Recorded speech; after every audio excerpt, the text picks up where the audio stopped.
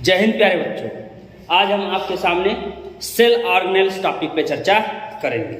ठीक, cell organelles की बात करते हैं जिसे कहा जाता है सेल ऑर्गेनेल्स, या जिसे हम कोशिकांग कहते हैं। कोशिकांग यानी कोशिका के अंग, कोशिकांग यानी कोशिका के अंग, यानी एक कोशिका किन किन भागों से मिलकर के बनी होगी, उन सारे विषयों पे यहाँ पे डिस्कस किया जाएगा। जब हम बात करते हैं कोशिका की, जब एक कोशिका या सेल की बात करते हैं तो ध्यान दीजिएगा, कोशिका के बाहर वाले भाग को हम इक्टोप्लाज्म कहते हैं और अंदर वाले भाग को हम इंडोप्लाज्म कहते हैं। यानी कोशिका का दो भाग होता है, बाहरी भाग को हम क्या कहते हैं इक्टोप्लाज्म, इसे कहते हैं बाह्य द्रव्य। क्या कहते हैं बाह्य द्रव्य। और दूसरे भाग को कहते हैं इंडोप्लाज्म, इसे कहते हैं अंतः द्रव्य, इसे नाम देते हैं अंतः द्रव्य। वैसे तो देखा जाए कोशिका के जो बाह्य द्रव्य और अंतः द्रव्य के आधार पर जो दो भाग बनते हैं, उन्हें प्रमुख रूप से एक को कहा जाता है साइटोप्लाज्म और एक को कहा जाता है न्यूक्लियस। यानी कोशिका के दो प्रमुख भाग जो होते हैं, दो भाग जो बांटे गए हैं, उस आधार पे इक्टोप्लाज्म इंडोप्लाज्म। जैसे ये कोशिका है, समझिएगा,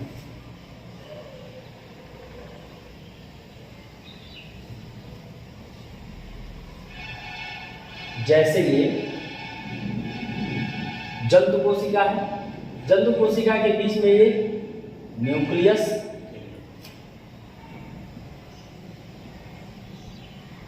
न्यूक्लियस के अंदर न्यूक्लियोलस, ये क्रोमोसोम मटेरियल, ये बाहर लगा हुआ इंडोप्लाज्मिक रेटिकुलम। अगर राइबोसोम लगा होगा तो रफ इंडोप्लाज्मिक रेटिकुलम, नहीं लगा होगा तो smooth endoplasmic reticulum. Mitochondria, Golgi body, lysosome, microsome, polyribosome, centriole, vacuole. अगर एनिमल सेल है तो बाहर क्यों क्या पाया जाएगा, ये आपका सेल मेम्ब्रेन होगा।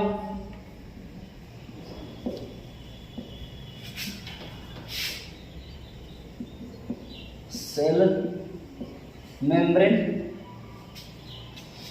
इन सभी विषयों पे हम नेक्स्ट टॉपिक में कोशिका का स्ट्रक्चर बना करके एक एक पॉइंट पे डिस्कस करेंगे। यहाँ हम जिस बात पे डिस्कस करें उसे ध्यान दीजिएगा। कोशिका का जो बाहर वाला भाग, इसे कहा गया इक्टोप्लाज्म, और बीच अंदर वाले भाग को हमने इंडोप्लाज्म कहा। एक्चुअली इंडोप्लाज्म और इक्टोप्लाज्म ये एक साथ साइटोप्लाज्म कहलाते हैं। क्या कहलाते हैं साइटोप्लाज्म। और बीच में जो भाग होता है, जो कोशिका का मुख्य भाग होता है, वो केंद्रक होता है, जिसे हम न्यूक्लियस के नाम से जानते हैं। इसे कोशिका का दिमाग भी कहा जाता है, इसे कोशिका का दिमाग कहा जाता है, इसे न्यूक्लियस, न्यूक्लियस यानी केंद्रक। केंद्रक को एक और शब्द दिया जाता है कैरियन। क्या कहते हैं कैरियन। इसकी खोज रॉबर्ट ब्राउन नामक वैज्ञानिक ने की थी। इसकी खोज रॉबर्ट ब्राउन ने 1831 में की थी। इस बात को याद रखिए। जब हम कोशिकाओं की बात में, मैंने कहा कि बाह्य द्रव्य और अंतः द्रव्य, बाहर वाले जो मटेरियल होंगे साइटोप्लाज्मिक मटेरियल, जो द्रव्य रूपी जो भी भाग होते हैं, जो बायोटिक, एबायोटिक, जैविक, अजैविक जो भी चीजें होंगी, वो सारी कोशिका में साइटोप्लाज्म और इंडोप्लाज्म के साथ लगी होंगी। बाहर वाले भाग को हम बाहर वाले भाग को हम इक्टोप्लाज्म कहेंगे, अंदर वाले भाग को हम इंडोप्लाज्म कहेंगे। एक साथ इसे साइटोप्लाज्म और बीच वाले भाग को हम न्यूक्लियस कहते हैं। यानी एक सेल में साइटोप्लाज्म और न्यूक्लियस दो विशेष भाग होते हैं। यहां साइटोप्लाज्म बात करते हैं तो साइटोप्लाज्म में जो अंग होंगे उन्हें साइटोप्लाज्मिक ऑर्गेनेल्स कहेंगे। क्या कहेंगे साइटोप्लाज्म में जो अंग होंगे उन्हें साइटोप्लाज्मिक ऑर्गेनेल्स कहा जाता है। इसे कहते हैं कोशिका द्रव्य अंग, या कोशिका जो होंगे साइटोप्लाज्म में मौजूद वो कोशिका द्रव्य अंग कहलाएंगे। और फिर बात करते हैं न्यूक्लियस की, तो इसे कहते हैं न्यूक्लियर ऑर्गेनेल्स। क्या बोलते हैं? इसे कहते हैं न्यूक्लियर ऑर्गेनेल्स। इसमें ढेर सारे जो लगे होंगे। और एक न्यूक्लियस की बात करते हैं तो एक न्यूक्लियस में क्या क्या होगा उन सभी पॉइंट पे ध्यान दीजिएगा। न्यूक्लियर एनवलप, इसे कहते हैं केंद्रकीय आवरण,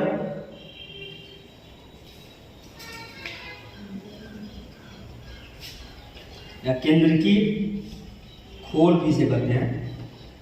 न्यूक्लियर मेम्ब्रेन, केंद्रकीय आवरण या झिल्ली। न्यूक्लियर पोर, केंद्रकीय छिद्र।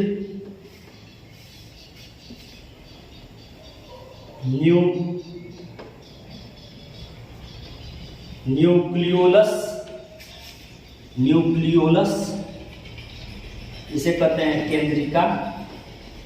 इसकी खोज फोंटाना नामक वैज्ञानिक ने की।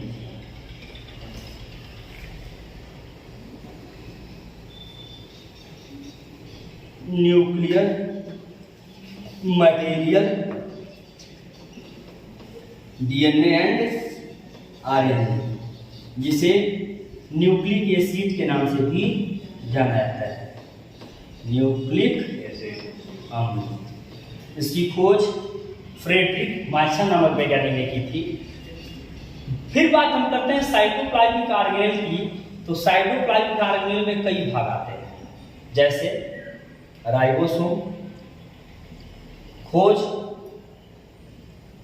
जीई पैलाडे, इन्होंने इसकी खोज की थी जीई पैलाडे।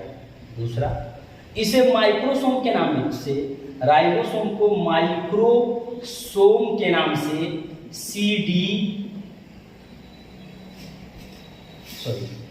ए क्लाडे ने बताया था। माइक्रोसोम को के नाम से ए क्लाडे ने बताया था। दूसरा, बात करते हैं माइटोकॉन्ड्रिया। इसे सबसे पहले कोलिकर और फ्लेमिंग ने, कोलिकर एंड फ्लेमिंग ने देखा और एक्सप्लेन किया। अल्टमान ने इसकी बेहतरीन व्याख्या प्रस्तुत की थी। अल्टमान ने व्याख्या की और सी बेंडा ने इसे माइटोकॉन्ड्रिया नाम दिया। माइटोकॉन्ड्रिया का दूसरा नाम, माइटोकॉन्ड्रिया का दूसरा नाम कॉन्ड्रियोसोम है।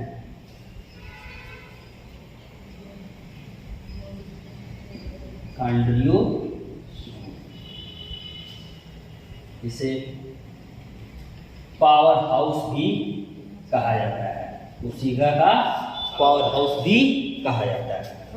तीसरा, लाइसोसोम की बात करते हैं। ये समस्त पाथोजन्य कोशिका में पाई जाती है। इसकी खोज सीडी डुवे नामक वैज्ञानिक ने की थी। ये कोशिका के अंदर के जो भी पदार्थ होते हैं या जो भी नुकसान करने वाले पदार्थ होते हैं, उसके साथ साथ कभी कभी कोशिका के अंग उन्हें को भी क्या करते हैं, पचा जाते हैं। इसीलिए लाइसोसोम को सुसाइडल बैग भी कहा जाता है।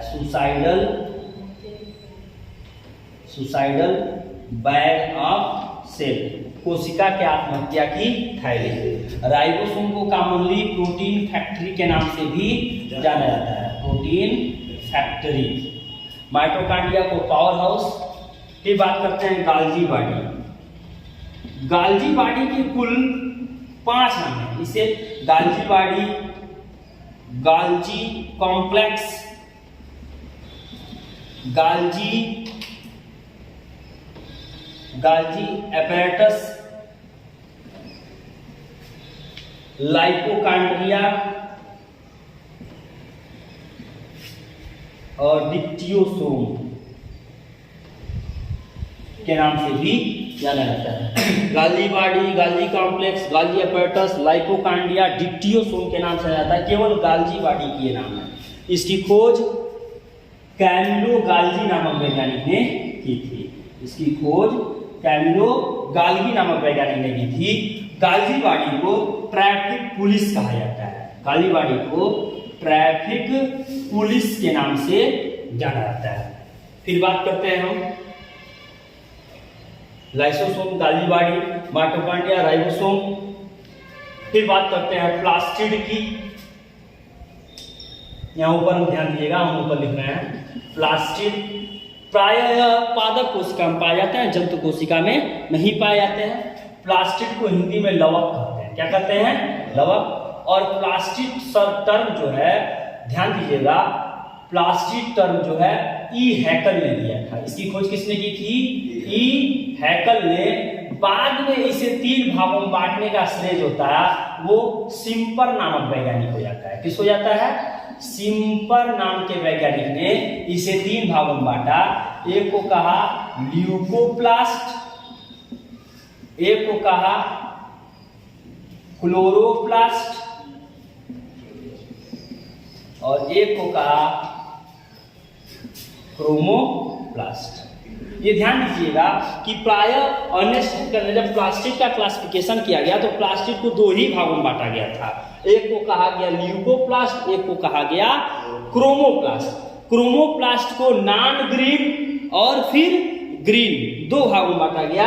ये क्रोमोप्लास्ट के ही भाग है। जैसे एक को क्लोरोप्लास्ट कहा गया, एक को क्रोमोप्लास्ट कहा गया। अब क्रोमो में जनरली नॉन ग्रीन के अलावा क्रोमो आ गए और ग्रीन वाले में केवल क्लोरोप्लास्ट आ गए। एक्चुअली बांटा गया था 2 भाग में, फिर उसे 3 भागों में, फिर अलग अलग भागों में बांटा गया। एमाइलोप्लास्ट, ये हम जब प्लास्टिक टॉपिक पे डिटेल में डिस्कस करेंगे वहां पे आपको पूरे पॉइंट पे चर्चा हम करेंगे। यहाँ मैंने क्या कहा? सेल ऑर्गेनेल, कोशिकांग। कोशिका के भिन्न भिन्न जो अंदर अंग होंगे उन्हें हम कोशिकांग कहेंगे। एक आपका इसमें भाग आएगा, 5वां आपका प्लास्टिड हो गया। 6वां हम वैक्यूल की बात करते हैं। किसकी बात करते हैं? वैक्यूल। इसकी वैक्यूल की खोज की जब बात आती है, इसकी खोज स्पैलेंजेनी नामक वैज्ञानिक ने की थी। इसकी खोज किसने की थी? स्पैलेंजेनी नामक वैज्ञानिक ने की थी। इस बात को याद रखिएगा। इसकी खोज स्पैलेंजेनी नामक वैज्ञानिक ने की थी। रिक्तिकाओं की बात करते हैं। जंतु कोशिका में रिक्तिकाओं की संख्या कम व बहुत छोटे होते हैं, जबकि पादप कोशिकाओं में रिक्तिकाओं की साइज होती है बहुत बड़ी होती है। यही कारण है कि जंतु कोशिका में केंद्रक तो बीच में होता है, लेकिन पादप कोशिका में थोड़ा सा इस साइड एक तरफ धंसा हुआ होता है, एक तरफ खसका हुआ प्रतीत होता है, इन किनारे की तरफ होता है। आप उस स्ट्रक्चर को आप देखे भी होंगे। यहाँ थोड़ा ध्यान दीजिएगा। जैसे मान लीजिए कि एक पादप कोशिका है और पादप कोशिका की जब हम बात करते हैं वहां पर हम केंद्रक की स्थिति के आधार पर बात कर रहे हैं। ध्यान दीजिएगा। यहां आप देखिएगा पादप कोशिका की संरचना थोड़ी सी, उसमें केंद्रक किनारे होता है। केंद्रक कहां होगा? किनारे की तरफ होगा और एक बड़ी सी रिक्तिका आपको यहाँ देखने को मिलती है। तो रिक्तिका की इस प्रकार की स्थिति या उपस्थिति के कारण ही केंद्रक थोड़ा सा क्या हो जाता है? किनारे हो जाता है। यह आपका प्लांट सेल और ये आपका एनिमल सेल।